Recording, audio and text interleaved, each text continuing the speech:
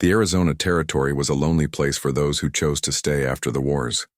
The sun was not gentle, the wind carried no mercy, and the silence between the red cliffs could break a soul in half. Yet there, between the bones of the desert and the whispering cottonwoods along a narrow creek, lived a woman who had made peace with loneliness. Her name was Clara Whitmore. For almost 10 years she'd called a one-room cabin home, a rough-built shelter of pine and sweat, its porch warped by the sun and its roof patched more times than she could count. The cabin sat on a rise overlooking a dry wash, where coyotes hunted and wind shaped the sand into little dunes that shimmered like gold at sunset. Every morning, Clara rose before dawn, her body guided by habit rather than hope. She fed her horses Daisy and Rook, tended her small patch of corn and beans, and boiled coffee black as gunpowder. Her days passed without voice or laughter, her world measured by the sound of the windmill creaking and the distant cries of hawks. There had been a time when she was not alone. 10 years back she had been the wife of Lieutenant Thomas Whitmore, a cavalryman who rode under the flag of the Union long after the war had ended, chasing border raiders and patrolling Apache country. Clara had followed him west with a heart full of devotion and a wagon full of dreams. They had a son, little Peter, with curls the color of new wheat. For a while the desert had been kind, the nights alive with music from the fort, her heart full of the warmth of family and faith. But the border was never still. One fateful night, when the moon was low and the air smelled of rain, the patrol Thomas led never returned. They were found days later, their bodies broken by arrows and sun, their horses scattered across the canyon. Clara buried her husband and child beneath a cottonwood tree near the fort, packed her things, and left before dawn. She rode until the soldiers' voices faded behind her, and the desert swallowed her whole. Since then, she had spoken little to anyone. She came into town once every few months to trade for flour, salt, and lamp oil. The townsfolk had come to know her only by rumor. The widow on Ghost Creek. Some said she'd gone mad. Others whispered she was cursed. The preacher had tried, once, to visit her, but she turned him away with a calmness that chilled even his faith. Truth was, Clara didn't need people anymore. The desert had become her companion, harsh but honest. It gave her work, it demanded strength, and in its brutal silence, she found something she thought was gone forever: purpose. She mended her fences, tanned her hides, and wrote letters to the dead. Letters to her husband, to her child, to herself. They filled a box under her bed, hundreds of pages she'd never send. At night, she sat on her porch, lantern low, and watched the sky stretch wide as forever. The stars reminded her of campfires. In the distance, each one a story, a life, a heartbeat she could never touch again. Sometimes she spoke to them, whispering the words she no longer dared say aloud. Still, the loneliness had teeth. It came for her in quiet ways, in the sound of a chair creaking as though someone had just sat down, in the way the wind sometimes seemed to carry her husband's voice calling her name from somewhere deep in the canyon. She had grown used to fear, to sorrow, but what she could never get used to was silence. Silence had a weight that pressed on her chest until her breath came short. Then, one evening, as the sky bruised purple and lightning stitched the horizon, something changed. She had just finished covering the garden against the coming storm when her horses began to stir. Daisy whinnied and stomped, her ears pinned. The air had that strange stillness before a desert downpour, a stillness thick enough to choke on. Clara lifted her rifle from the wall, its stock worn smooth from years of use, and stepped out onto the porch. Through the blur of dust and rain, she saw them. 5 men. They moved like shadows, tall and silent, their ponies weary and dust-caked. Even from a distance she knew they weren't settlers or drifters. Their movements were too graceful, too deliberate. The stormlight flashed against their skin, dark as the earth, and the feathers tied in their hair marked them as Apache. Her heart began to hammer. She had heard stories, cruel, bloody stories told by soldiers and traders, stories that painted the Apache as devils of the desert, thieves of souls. She gripped her rifle tighter. The lead rider dismounted slowly, his frame towering above the others. His face was lean, marked with lines of age and battle, his black hair braided with strips of leather. When he stepped forward, the others stayed behind, their eyes wary but not hostile. He raised his hand in greeting, a gesture of peace, and spoke in slow, careful English. "White woman, we mean no harm. Our horses are tired. The rain comes. We ask, one night." The storm broke then, lightning splitting the sky, rain pounding the sand into mud. Clara stood frozen, her mind a tangle of fear and reason. 5. Apache warriors asking shelter in her cabin. The thought alone could hang her in town if word got out. But there was something in the man's voice, a low steadiness that carried neither arrogance nor threat. Behind him, she saw one of the younger men slump forward, blood on his shoulder. Another held a limp horse by the reins. They were not raiders tonight. They were broken travelers. For a long moment, only the rain spoke. Clara lowered her rifle. "One night," she said, her voice steady though her heart wasn't. "No more." The leader nodded once, solemn, grateful. "We will not forget." They led their horses to her shed, moving with silent respect, like men entering a church. The rain thickened, drowning the world in sound. Clara went inside, shaking, uncertain whether she'd invited salvation or ruin into her home. She watched through the window as the leader, the one who'd spoken, tended to the injured man with calm precision. The storm lashed them, yet they moved as if they belonged to it. When he looked up, their eyes met, just for a heartbeat. His gaze was fierce, unflinching, and in it she saw something she hadn't seen in years, a reflection of her own loneliness. That night, as thunder rolled across the canyon and firelight flickered on the cabin walls, Clara Whitmore sat at her table with her rifle beside her, listening to the quiet breathing of 5 strangers sleeping on her floor. She didn't know their names, their sins, or their intentions. But for the first time in 10 years, the silence of her home was broken by the sound of life, and it was both terrifying and strangely beautiful. She didn't sleep. She watched the embers fade and thought of her husband, of her son, of every ghost that haunted her nights. But beneath it all, something fragile stirred inside her, a faint flickering thing she dared not name. By dawn, she realized what it was. Hope. The storm howled all through the night, rattling the roof and tearing at the shutters like an angry spirit. Clara sat by the hearth, her rifle across her knees, eyes fixed on the flicker of flame that danced along the logs. The 5 Apache warriors sat in silence across from her, their presence both unsettling and strangely reassuring. The cabin had never held so much life at once. Each man carried his own kind of silence. Not the hollow emptiness Clara knew, but a silence thick with meaning. The leader, the one who had spoken to her, sat closest to the fire. His name, she would learn later, was Nantan, meaning speaker. His face was carved by years of wind and hardship, but his eyes glowed with quiet command. When the firelight struck them, they gleamed the color of polished amber. The others obeyed his smallest gesture. The youngest, no more than 20, leaned weakly against the wall, his shoulder wrapped in a strip of cloth dark with blood. Another man, tall and lean, mended a torn saddle strap with patient fingers. The air was thick with wood smoke, rain, and tension. Clara hadn't spoken since letting them in. She didn't know if she feared them, or feared what it meant that she'd opened her door to them at all. Her mind raced with the stories she'd been told. Settlements burned, travelers vanishing, riders ambushed in narrow canyons. But looking at them now, she saw no cruelty, just exhaustion. The storm had driven them as much as it had driven her to open her door. Nantan broke the silence first. "You live alone?" he asked, his voice deep and careful, his English rough but clear. Clara hesitated. "Yes, for how long?" She stared into the flames. "Long enough to forget what company feels like." A brief smile touched his lips, not mocking but understanding. "Company is dangerous," he said. "So is being alone." The words escaped her before she could stop them.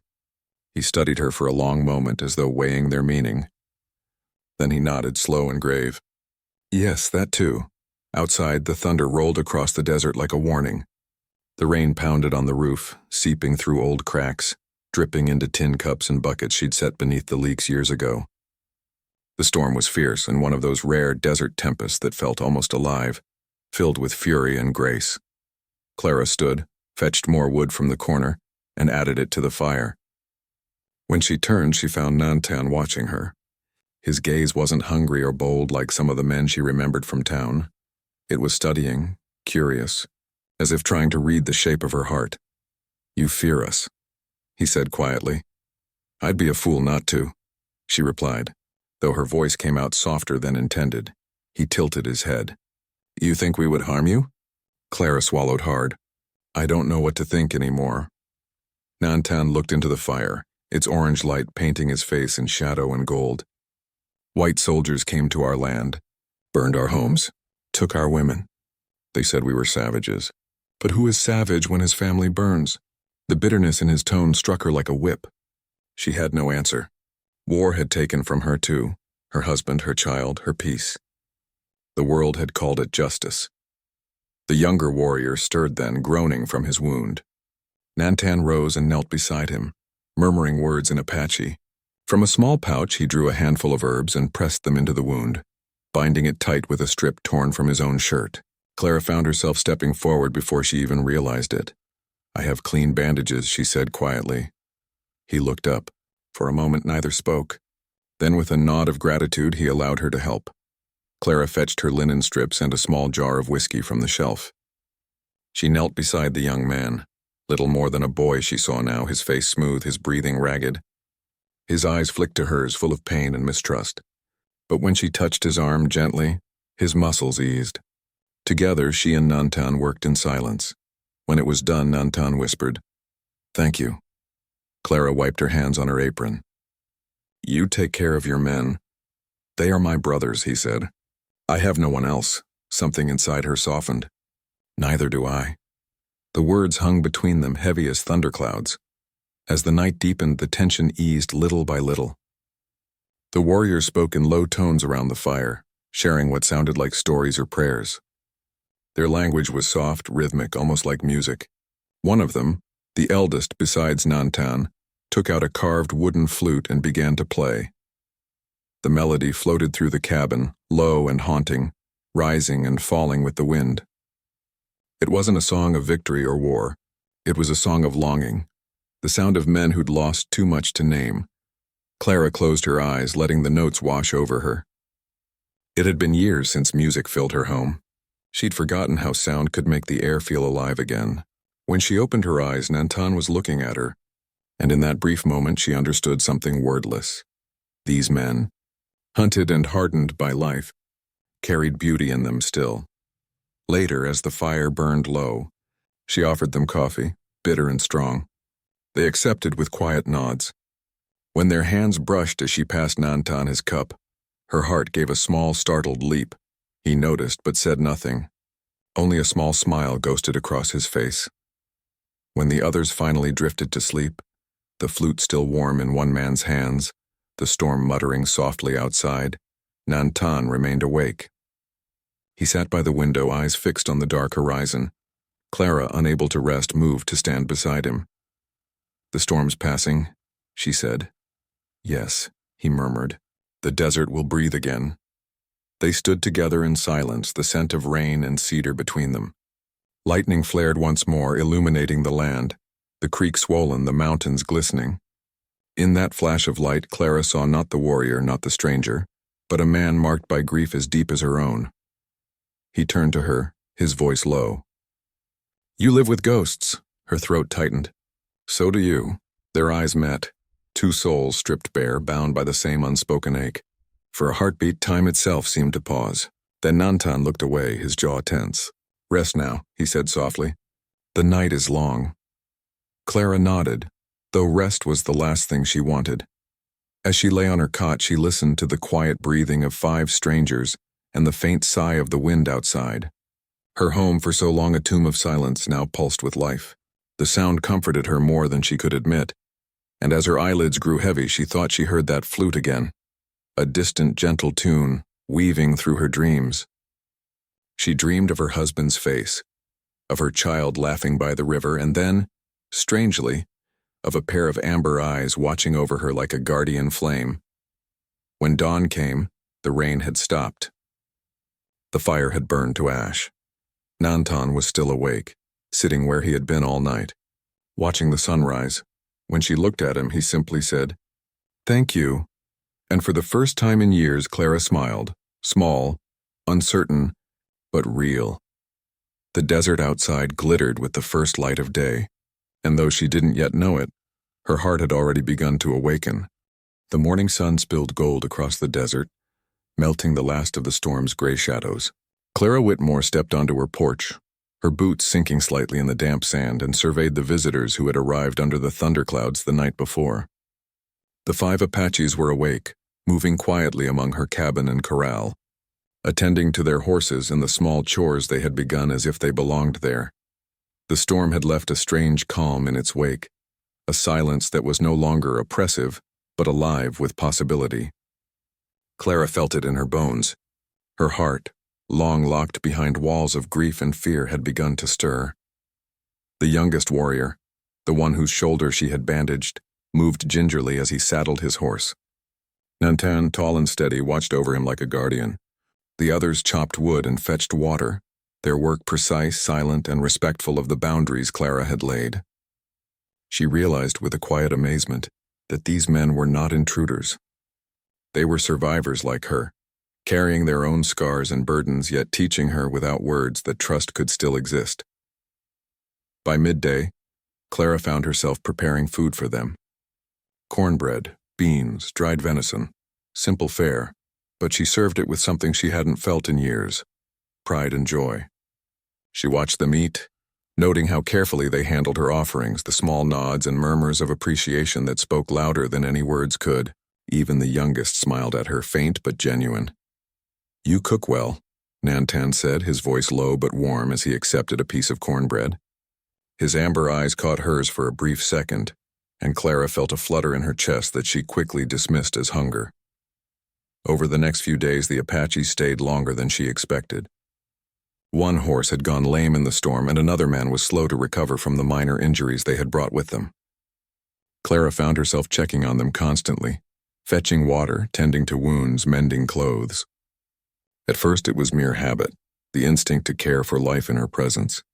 But soon it became something more, a connection she hadn't dared to imagine since the death of her family. They, in turn, gave back to her life in small, profound ways. They repaired the cabin roof, mended broken fences, and hunted deer for her table. She watched them work in the desert sun, muscles taut and disciplined, movements honed by necessity and survival. There was a rhythm to their labor, a quiet dignity that mesmerized her. One evening, as the sun dipped behind the jagged ridges of the mountains, Nantan approached her while she stacked firewood. His face was shadowed, yet in his eyes was a warmth that made her pulse quicken. "You have made your home well," he said, almost as an observation, almost as a compliment. Clara lowered the wood, feeling suddenly self-conscious. "It's enough to survive," she replied, "and sometimes to feel alive." He studied her carefully. "Lonely, then?" "Yes," she admitted softly. "More than I realized." He nodded, as if he had known all along. "The desert is wide," he said, "but it can also be cruel to those who dwell here alone." That night, around the fire, the Apaches told stories of their homelands, of mountains that sang with the voices of ancestors, of rivers that remembered the footsteps of those long gone. Their words were not just tales. They were songs of survival, of endurance, of life lived on the edge of danger. Clara listened, enthralled, feeling her own stories, of loss, of grief, of solitude, interweave with theirs. As the night deepened, Nantan spoke quietly to her by the fire. "You are strong," he said, "but you carry sorrow like a shadow. You hide it well, but it shows." Clara looked at him, her throat tight. How could he see what no one else had for 10 years? She tried to answer, but the words caught in her chest. Instead, she simply nodded. A silence grew between them, a tension that was not uncomfortable but heavy with unspoken recognition. She felt drawn to him, not by lust but by a shared understanding of life's fragility. It was a dangerous feeling, she knew. One wrong word, one misstep, and it could all collapse. Yet for the first time in a decade, She allowed herself to feel the possibility of something more. Days passed in a pattern that became almost sacred. Morning brought chores and work. Midday brought food and rest. Evening brought stories and the crackle of firelight. Clara laughed again, a small, genuine sound that startled her as much as it delighted her. She found herself sharing small confidences with Nantan. Tales of her past, fragments of her family, the way the desert sometimes whispered her husband's name and he listened, always. Never judging, never intruding, only giving her the space to be seen. One afternoon, while she repaired a torn saddle, Nantan came close, silently watching her hands work. She felt his presence like a weight, not threatening but grounding. Their eyes met briefly, and she saw in his amber gaze a mixture of curiosity, admiration, and something else, something that made her heart tremble. Her hands shook slightly. She could not tell if it was the heat, the work, or the effect of simply being near him. When he finally spoke, his voice was soft. "You are careful, yet you let life in. Few can do that." Clara bit her lip, uncertain how to respond. "I have learned," she said at last, "that life will not wait for fear." The days wore on, and the bond between them grew, subtle but undeniable. It was in shared glances across the fire, in quiet moments tending the horses, in the way Nantan would instinctively shield the younger warrior from harsh sun or sudden movement. Clara, who had once believed herself beyond love or trust, realized that her heart was slowly opening, not with reckless abandon, but with the careful caution of someone who had been broken and yet dared to hope. One evening, after a long day of work, she watched the men sit quietly around the fire. Their faces were calm, their movements deliberate, their presence a balm she had not known she craved. She caught Nantan's eyes in the firelight, and for a long moment neither spoke. The unspoken acknowledgement passed between them. She was no longer alone, and he was no longer a stranger. It was a fragile trust, born not of words, but of deeds and quiet understanding.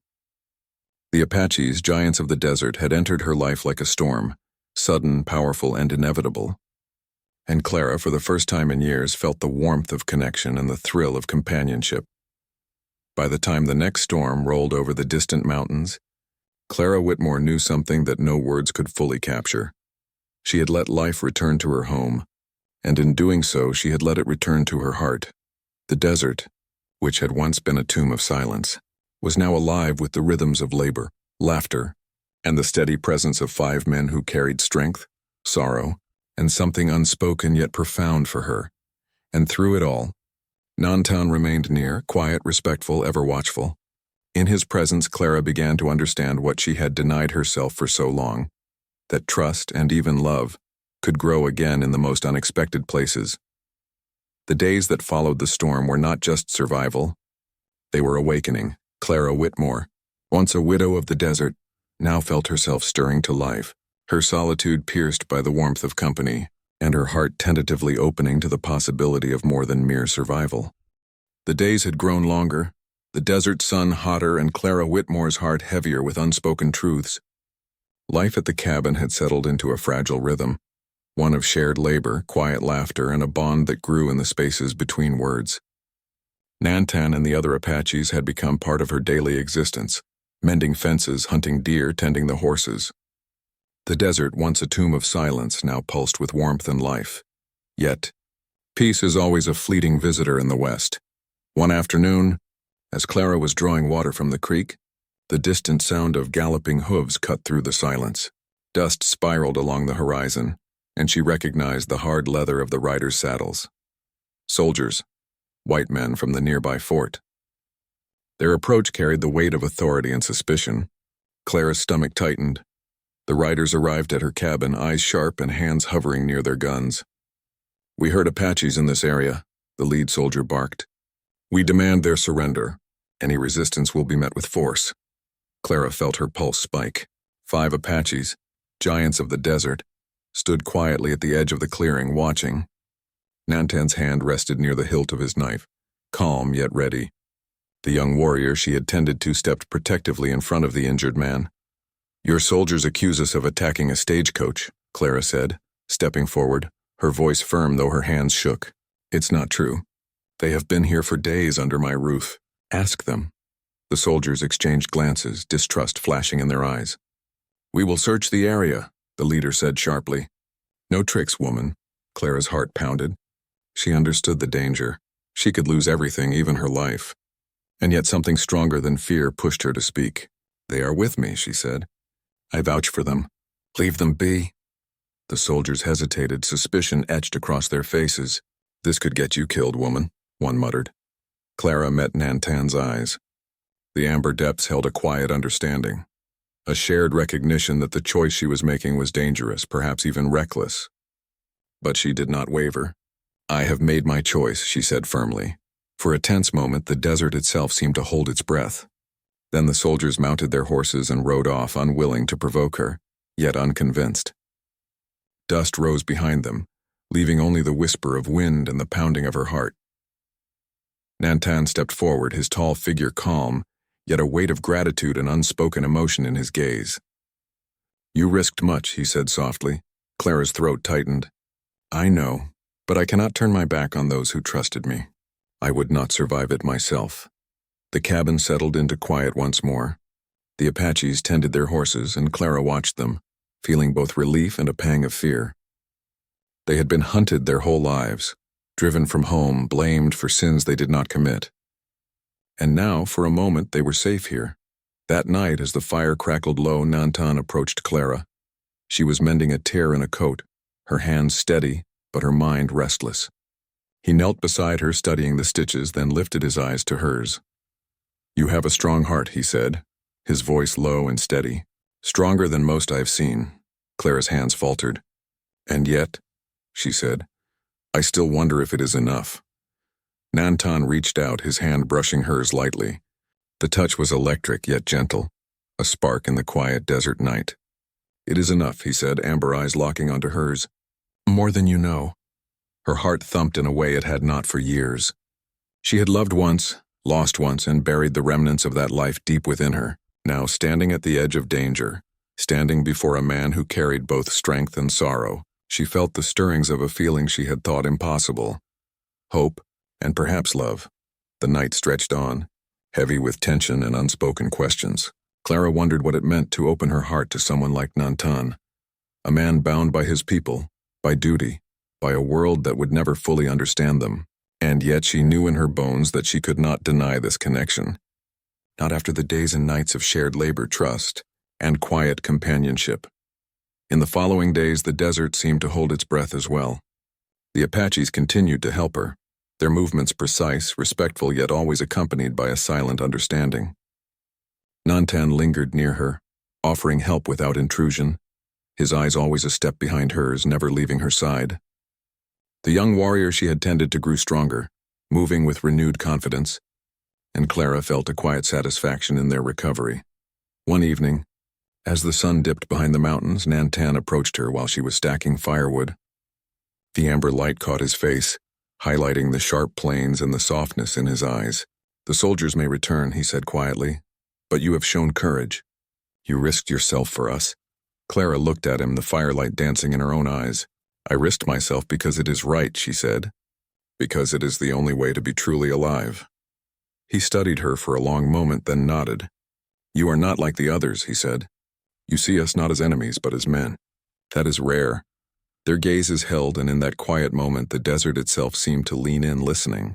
Clara felt a thrill of fear and longing, a mixture of exhilaration and vulnerability. She had spent years protecting herself, shielding her heart from pain, from loss, from life itself. Now, standing before Nantan, she realized that she was on the precipice of something that could either break her or make her whole. The night deepened, and the stars emerged, scattered across the sky like silver sparks. Clara and Nantan sat by the fire, their hands brushing occasionally, their breathing in sync with the crackle of flames. Words were unnecessary. The silence between them carried more meaning than speech ever could. For the first time in years, Clara felt truly alive, and not just surviving but feeling, hoping, daring to imagine a future she had long believed impossible. The desert, once a place of solitude and sorrow, had become a landscape of possibility, a place where trust, courage, and perhaps love could flourish, and yet, the choice remained, to embrace this new life with Nantan, or retreat into the safety of solitude she had known for so long. The path was uncertain, fraught with danger and heartache. But for the first time, Clara was willing to take that risk. When the wind whispered through the cottonwoods that night, carrying the scent of rain and sage, Clara realized she had made her decision. She would stand with Nantan, with the Apaches, with life itself, however uncertain, however dangerous, however beautiful. And as Nantan leaned close, his amber eyes meeting hers, she felt the first spark of something enduring and profound, a love born not of convenience or comfort, but of trust, courage, and the shared scars of survival in a harsh, unforgiving land. The desert, once a tomb of silence and sorrow, now held a heartbeat, theirs. And Clara Whitmore, widow of the desert, had chosen to listen. The desert was quiet, too quiet, as Clara Whitmore stepped onto the porch that morning. The sunrise painted the horizon in molten gold and crimson, setting the jagged cliffs ablaze with light. She could feel it in her bones, the finality of a chapter, the promise of a beginning. The 5 Apaches had prepared to leave. Their horses were saddled, their packs tied tight. They had done all they could to heal, to restore, and to survive. The time had come for them to return to the world that had chased them for so long. Nantan stood by the gate, tall and unyielding as a canyon wall. His amber eyes met hers, and for a moment the years of fear, longing, and tenderness between them coalesced into a single, charged silence. Clara's heart thudded so loudly she thought it might echo across the desert. "You will be safe now," Nantan said softly. His voice carried the weight of authority, of experience, of a man who had survived countless storms, both of wind and life. Clara swallowed, the lump in her throat nearly choking her. "I was never safe until you came," she whispered, her voice trembling. The words were fragile yet powerful, a confession years in the making. He moved closer, almost hesitating, as if daring to close the distance between them. "Then I will come again," he said, the barest hint of a smile tugging at his lips. "When the moon is full." The wind teased their hair and carried with it the scent of sage and rain. Clara nodded, a tear slipping down her cheek. "As many times as you wish," she said, and it was more than a promise. It was a surrender, an opening of her heart she had thought permanently locked. One by one, the Apaches mounted their horses. The youngest waved faintly, a shy acknowledgement of the woman who had nurtured him back to health. The others followed, silent and dignified, their presence a testament to strength tempered by honor. Clara watched each of them disappear into the rising sun, her mind a whirl of emotion, relief, sadness, and a stirring hope she had long denied herself. But the story was not over. Not yet. The days stretched into weeks, and Clara continued her routines, tending her cabin, caring for her garden, and riding the hills on Daisy and Rook. Yet the emptiness she had once known returned in quiet moments, subtle as the brush of wind across sand. She found herself scanning the horizon at dusk, half expecting to see the dust clouds of approaching horses. Then, one night, the moon rose high and full, spilling silver across the desert. Clara's heart leapt at a familiar sound, hoofbeats on the hardened earth, steady and unmistakable. 5 shadows emerged at the horizon, towering and majestic against the silver light. Nantan rode at the front, his eyes meeting hers immediately. He dismounted, as did the others. And for the first time since that stormy night, Clara felt a complete, unbroken joy. "You asked for one night," she said softly, stepping toward him. Her hands trembled. "You may stay as long as you like."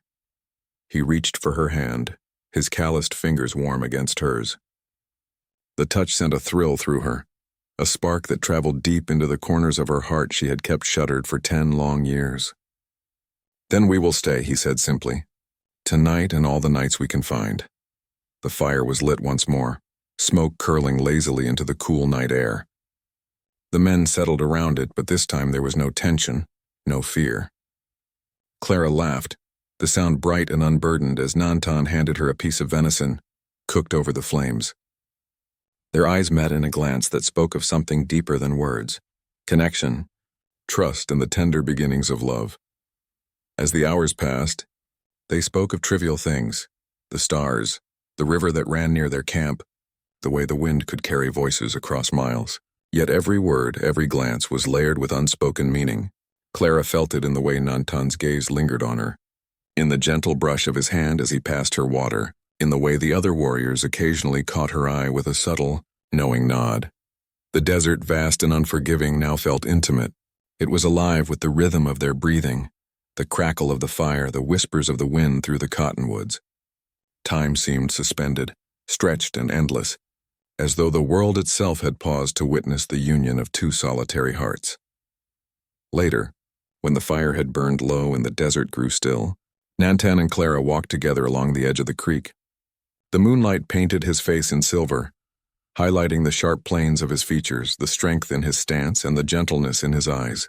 Clara's heart raced not from fear, but from the overwhelming rush of emotion she had denied herself for so long. "You are not like anyone I have ever known," he said, his voice barely above a whisper. "And you," she replied, "are not like anyone I ever imagined could enter my life." He smiled, a rare and unguarded expression. "We have found each other then in this impossible place." Her lips trembled with a smile. "Perhaps," she said softly. "This place was never impossible, it was just waiting for us." They stood together by the water, hand in hand, and for a long while, there were no words. Only the sound of the creek, the wind through the cottonwoods, and the quiet beating of two hearts finally, miraculously aligned. When they returned to the cabin, the fire rekindled, the men close but giving them space. Clara felt a warmth she had not known in years. Life, once a relentless desert of loneliness, had bloomed with color, with sound, with the electric promise of love. Nantan sat beside her, taking her hand in both of his. "This night need not end," he said, amber eyes gleaming in the firelight. "We will hold it as long as we can." And Clara, widow of the desert, woman who had survived storms of both nature and life, allowed herself to believe it. She rested her head against his shoulder, feeling the steady beat of his heart, and in that moment the desert was no longer empty. It was alive, vibrant, and full of possibility. The stars above shone brighter than ever, as if the heavens themselves approved. The wind carried a lullaby of peace, of connection, of beginnings. The 5 Apaches, giants of the desert, had become her family, her companions, her protectors. And Nantan, tall, proud, and tender, was the man who had opened the gates of her heart once more. For Clara Whitmore, the night had never ended. It stretched forward, infinite and luminous, filled with laughter, warmth, and the steady, enduring presence of those she had come to trust and love. The desert was no longer a tomb of silence. It was a sanctuary of life, love, and unbreakable bonds. She looked up at the moon, silver and full, and whispered a promise into the quiet night. "Stay as long as you wish," she said softly. And this time she knew he would, and so the night stretched on, infinite, unending, a testament to survival, courage, and the love that blooms in the most unlikely of places, where firelight meets shadow and two solitary hearts finally find home.